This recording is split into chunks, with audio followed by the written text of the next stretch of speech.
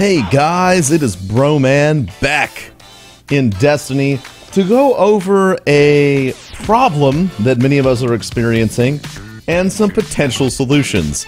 The problem I want to talk about today is the looking for group problem, or the finding a group problem, or the literally I just want to fucking do the raid but I can't find anyone, what the fuck problem, or the I don't have a Yaller horn and no one will let me in problem. So, obviously, as gamers, we all have a desire, a penchant to do things as efficiently as possible. So, if you're in Crota's End, of course, we want to be super efficient, so we want to bring what? We want to bring our Fatebringer, maybe bring our Black Hammer, and of course, the Yaller horn, right? But if you don't have these things, and you are trying to use one of the looking for group systems that are around, you know, whether you're using Destiny looking for group, or you're using, you know, like the100.io, the100.io, or Reddit Fire Teams, everyone seems to run into this huge issue of elitism. Whether you want to do the normal raid and you're 31 and they tell you to bugger off, or you're trying to do the hard mode raid and you don't have all the right gear even though you're the right level, and you get told to blow it out your ass. It's a huge issue, and it's a problem that a lot of people are having to deal with, so I just wanted to kind of share my thoughts about, one, why it exists, and two, what Bungie could maybe do to help. So, first of all, like I said earlier, we're all obsessed with efficiency. I would beseech you, if you are a veteran raider and you have maybe someone who isn't perfectly set up to raid with you, that you would show compassion to them and say, I want to help this Guardian get the things that they need, because we're all in this game together, and the better we are as a group, as a world, as a Destiny community to each other, the better everyone's experience is. We've all had times when we didn't have the Yaller horn, or maybe we still don't have one, or maybe we don't have a Fatebringer, or maybe we don't have a Black Hammer, or you name the goddamn piece of gear that people want you to have and you just don't fucking have. I certainly don't have all the gear that I want still, and I have a whole bunch of shit. I mean, I got a ton of stuff. This isn't even all the exotics that I have, but that doesn't matter. You shouldn't be in my opinion, you shouldn't be holding people off simply because they don't have gear. Now, obviously, Crota's End hard mode is quite difficult. It's not something that you can just kind of hop in and solo. Normal mode, doing the pit solo was a fun challenge that I would actually do off stream occasionally. But hopping in here, even as a 32 with great gear, you still get your asshole kicked in. So what does that mean for the person who wants to do the hard mode raid and they don't have great gear? Why should I let them on my team?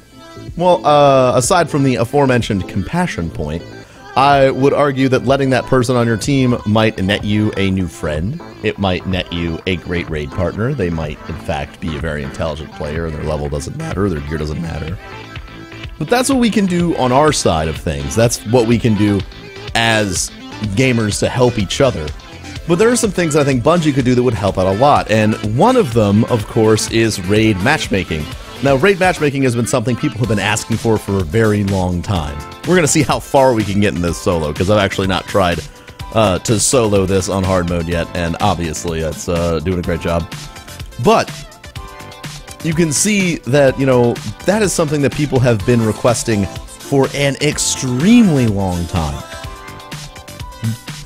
Why can't I raid matchmake? Why can't I Nightfall matchmake? And there's a bunch of systems that Bungie might have to implement to make that happen, i.e. making it easier to check out people's gear, maybe making it easier to check out people's raid status. Like, I know you can inspect me, and you get to see this. But you don't get to see things that you might have on your advisors on your phone that says, I've cleared Crota's End 22 times. Oh, you've cleared Crota's End 22 times, but you don't have a Yaller horn? I bet you can carry your weight. This type of information helps players make better decisions. Then, of course, obviously implementing the raid matchmaking in general, where you can, instead of getting tossed into a group, because holy shit, could you imagine the frustration of getting dumped into a Crota's End group and then everyone just AFKs, like has happened to me on multiple times in some strikes. that would be infuriating. However, you do have the chance or possibility of, you know, actually searching for your team. Oh god, I went the wrong way. Actually searching for your team. Saying, in a queue, looking for people who've cleared the raid this many times, are this level, all this other stuff. So it's not a randomized thing, but a player-driven thing. I think that a player-driven raid looking for group, or Nightfall weekly looking for group inside of the game would make a huge difference to player experience. It wouldn't just take things that have been kind of recycled and rehashed, but it would be a new, fresh way to look at matchmaking. Instead of the typical Bungie matchmaking, which is like, everybody queue up, yay, you're with a bunch of level 6s in PvP. And the other team's all 32s. Like, there are obvious markers of player, you know, experience or skill that exist inside of Destiny. And, oh man, I keep going the wrong way because I get distracted. There are obvious markers of player skill and experience in the game, or time in game. You know, you can expect someone who has a lot of exotics to have a lot of time in game, which could be another item or factor that they could include. Oh, this guy hasn't cleared Crota Zen yet, but he's got like 500 hours in game. I bet they'll know what the hell's going on. Or they've done Vault of Glass a whole bunch and they've not done Crota Zen very much.